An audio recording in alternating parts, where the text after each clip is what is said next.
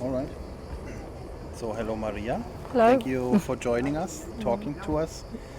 First of all, I'm interested. Well, why are you wearing a mask here, sitting next to the sea?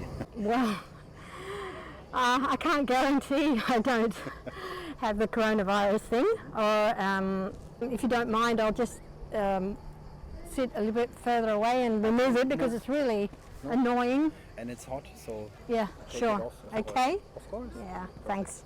Lovely. Perfect. Keeping our distances. Yes, of course. We talked before a little bit. For us it's the setting of course is a little bit like an interview, but it should be more like a conversation because we don't want to push you in a certain direction. We really want to know what the people of Lesbos feel, what their daily life is like, and we are here just for a few days, and so if you want to tell us something about maybe your job or start with your family, you're really free to say and also to ask. You can ask us anytime. Feel free. Important for us of course is the economic situation, the political situation. We see Turkey right over here, so it's very, very special in these days, and whatever you feel Sure. like telling us. And thank you for giving us the privilege to take part in your life for this evening. You're welcome. Thank you for choosing me. Well, it's interesting what you said about Turkey. I shouldn't have my back to Turkey, but last year it was our favorite place to go. I have 2 children, and we go to Turkey because it's only 2.5 hours away. It's very inexpensive. It's value for money because here on Lesbos Island and in the whole of Greece we have this terrible recession, so we feel poor wherever we go, except for in Turkey. But I always have strange feelings when I'm going to Turkey because the Turkish people are lovely and we're really good. My mother feels a bit Turkish as well because her grandfather served in the army in Turkey, and we have roots, probably have roots there, and my grandfather lived with the Turks peacefully in Greece, and he spoke Turkish, and we listened to Turkish radio and television. But there's also this animosity regarding Erdogan and the governments, that we always have this fear that our neighbours might get aggressive and want to take over one of the islands. It's happening right now. So it's sad what's happening, I'm quite open-minded, and I always, right from the first minute, we supported the refugees. We came to the aid. We've been feeling for them like they're fellow humans on this planet, and they deserve better. They shouldn't be fleeing their countries. But I'm taking into account other people on the island, their opinions. There are some people who are not so open-minded, and but they've been brought to their limits right now because it's been going on endlessly. From the very start, right? Like 5 years ago? Yeah, 5 years. Nothing's happened. Nothing's changed politically. We're just having to endure all this situation, and we feel like we're being bribed. We're being given money just to keep the refugees and the migrants here. And nothing's been done to stop the reason why they're fleeing their countries: poverty, exploitation, war. The political background, I think, is something very complex. But I think it starts by not just interviewing people, but by talking to people and trying to understand. That's why I'm so happy that we talk. And if you want, tell the people a little bit, how it has affected you, your family, your children. That I think that can make people understand, because the bigger picture, politicians and so on, is something where people very quickly shut off. They're like, okay, we know politicians and so on, but if you Tell us your experience, how it has affected you. I think It's that's sad. the way. It's sad. I'd say it's very sad because on a daily basis for about, I don't know how many, 5 or 6 years, every single day, you're reminded that there's war somewhere else and people are leaving because they're being bombed, because they're losing. It's really sad, and it's actually depressing to live with this, and you haven't seen, and we haven't seen anything substantial being done about it, you know. But after 5 years, you realise that they don't want to do anything about it, you know. The women in Moria camp, they get abused. They have families. They bring their cultural problems and their family problems, their marital problems with them. In the camp, like, there are episodes every single day. They come to the courthouse and they ask for free legal aid. So I have to sit there and talk to them, and they ask for legal aid. As if we don't have loads of problems of our own. And then we get cases like violence because, like a local carpenter in Moria, a friend, a person who does carpentry for us from time to time, he's really reached his limits because he has livestock in Moria area. Everyone locks up, has security and whatnot, but they still get, and he's afraid to go to his livestock. He got attacked, and he said, well, next time I'm not going alone, I'm going there with a gun. Anyway, this is the carpenter I'm talking about, who's a very reasonable person, very reasonable person. My daughter, she's 14, and she goes into town every day to go to music school. And In Mytilini? yes, Okay. in Mytilini, and she's 14, and she started to be a bit more free in walking around in the town, etc. But I'm worried because a couple of months ago, right in front of her eyes, someone waiting at the bus stop to go to Moria camp, that's where she catches the bus as well. One, I think it was an Afghan, he took out a knife. There was some sort of disagreement. He took out a knife and he stabbed the other guy. This is not a normal situation for anyone to be living in. Neither the refugees nor the local people. This has affected our daily life. You know, it's not normal. The women don't go to the bathroom, from what I hear at the courthouse, because they're afraid that they'll get raped. So they wear nappies. Now, how are these people going to stay disinfected? Yeah. If something breaks out, the hospital here is going to collapse, and we're living on an island. Yeah. A fire broke out. We thought, if it spreads to Moria, what are these people going to do, and what are we going to do if the fire spreads? And we saw a fire today, by the way, next to the camp. Yeah, yeah. And what we were also walking around the camp, and of course, I feel especially for the locals, because I feel the anger, and the anger has to go somewhere, and it takes different forms. So I'm not blaming somebody who says next time I'll go with a gun. I'm not excusing it, but I understand. I understand it too. Unfortunately, I have to understand it too. That's really great to hear from you. Today I saw, we saw burnt olive trees, tons of plastic bottles, and of course it's a shock. It's not, like I said, it's not a real surprise because you expect to see things like that, but it's still a shock, and you think, well, if you know Greece a little, from traveling or for being on holiday, and having followed the last 10 years, of the debt crisis and so on, the question I have also to the German people especially, haven't these people had enough? How long should this be going on? And this is what I find interesting, questions politicians manage to avoid. How are we going to deal with this in 5 years? How many people will come? What will happen with Turkey? None, not even a single one of the essential questions is answered. That's and right. that makes me so furious. angry, because it just keeps going on. It's hypocritical, and it's just going on, like you said. it's interesting that you should mention the bottles, because I was driving by with my mother, who's 80, and she was really shocked by the bottles, the plastic bottles. I said, Mum, from Lidl, where they buy their shopping, to the camp, it's, how many kilometres is it? 5 kilometres. They walk down by the road.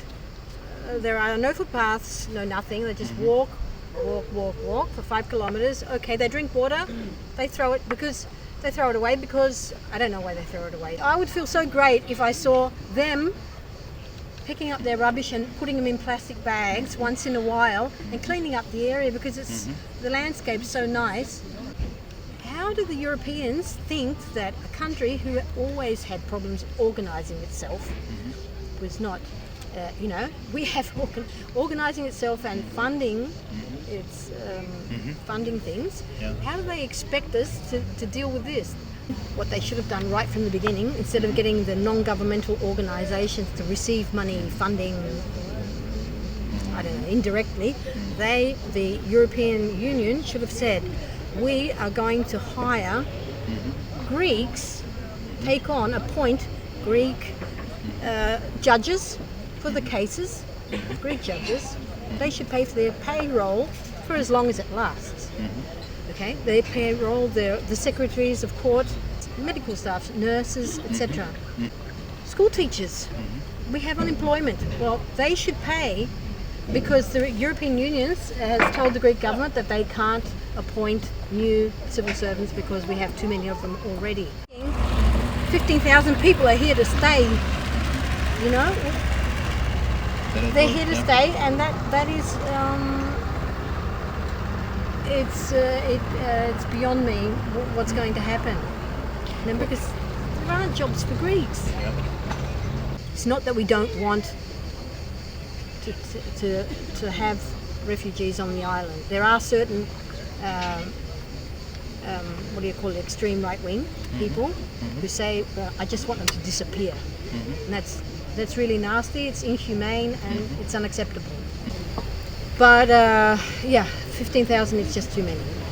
I think, it's, a political weapon that especially Turkey is using. I was really interested in also talking to people in Turkey, like talking to you, but of course they're more cautious, of course, because they can run into real difficulties. But the taxi driver we had, he was very open. He spoke against Erdogan, and he said, the thing I will always remember, he said, I hope our next president will be a woman. That's where you see, that there is a different political agenda, because you don't see a single refugee in Bulgaria. In Sofia, not one. In the capital, at the border, none. So it's definitely a political weapon. I think it has to do with blackmail, because there's a lot of money involved, But it's, for me, a surprise to see how little money arrives here, because there's so much money spent on, we are told, that this costs so much money, and at the point of crisis here, I don't see, to say it in a cautious way, I don't see any luxuries. The government should build infrastructure here for the refugees, and stop complaining about the awful conditions of Moria, which it's awful, but that's all we can do, and it's pathetic. But unfortunately, we can't do any better, it seems. So they should take over in that respect and do things directly, instead of sending it to, I don't know, non-governmental organisations, because there's a lot of money flowing that way, but it's going into certain pockets, I know it's a very emotional question, maybe also, but how do you see your future here? What do you think? What it's going to be like in 5 years? Is there any responsible who has ever answered a question like, we are going to do this, or in 5 years we will change that? Is there any strategy? Because I think that's what it takes, Strategy? Well, governments. No, I don't see any. I haven't seen anyone being. No one in power at the moment has done anything or has any strategy it's all about interests, each country or alliance's interests, and I'm very disappointed by that. All I can do is try and vote on the European scale. Maybe someone will appear, some sort of formation that will be European or global or whatever, to deal with the refugee crisis. We just hope that we don't end up being in the same boat as the refugees, because if something happens with Turkey, we might end up being refugees ourselves, and that's real. Very present. That's real, and I'm an immigrant child as well. My parents left for Australia when I was born in Australia. That's why I speak English, and so I know what it's like. And just living day to day and being patient with the people and the migrant, the refugees, and just saying it over and over again that that Europe and America must take up their responsibilities, and the treaty must be amended, and they can't continue to lie to people. It's just lying. And I'd love the German government, not the government, sorry, the German people to know that we're doing our best. And I really doubt whether a German person would be able to behave so in a human way. I mean, no, sorry, that doesn't sound right. I think patient. We have Maybe patient. Yeah, maybe patient. Yeah. Patient is the word. Yeah. Well, that's exactly also something one question. It's difficult, to condense everything, but if there's one or two things you really want the Germans to know, what would that be? That I know it's very difficult for them, the German people, to live with the past, but for the Greek people, they must understand that the Greek people, they can't forgive the old people, especially the older people, and you just can't. You have to keep in mind your past history, meaning the Second World War, and what the Greeks suffered during the Second World War. When you're talking to the Greeks about responsibility, about how disorganized they are, or how corrupt they are, or how they're not doing a good job, especially when you're a German person, you must have a bit of a little bit more respect and humility for the Greek people, because it's a very delicate issue. Like you said, if you don't feel safe anymore, why? How come? What? Because every time we have a problem with Turkey, I think, I get these conspiracy theories, and I think, what if this is like a Trojan horse? He's shipped across thousands of refugees. What if there's a crisis? What are the 15,000 people's role going to be? They're going to be like marionettes or puppets in the hands of manipulators, because they manipulate. Turks manipulate, I think, anyway, not only the Turks, the powers that are involved in war, they manipulate people and they use people. If there is an incident and they take over the island, well, they've got their people here already.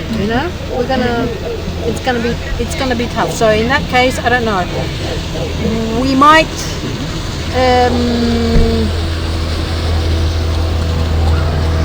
We might have to come to Germany, or we might have to go to Australia. This is not what we want to do. We want to stay here. This is the island where the children were born, and this is our land. This my mother's here, my family's here, the children's memories, their lives, our lives are here. We don't want to go anywhere. Well, what I want to do, I'm really grateful for this conversation. I also want to follow up. We both want to follow up. We will definitely be back. Like you said about the carpenter, just between us now, he told me that they slaughter his animals. They kill the animals. He goes there and he gets the sheep. They carry away the sheep. You've got your livestock there. It's a part of your living, and you love your animals. And then they carry them away. They slaughter them in front. They eat dogs and cats and have in the past. And so you can understand the people's anger once, twice, 3 times. All I can hope for is that the people who can change something, the people who are responsible, will be held accountable someday. And I think we can do by talking to each other and by telling the story of the people who live here, we can make maybe one little step.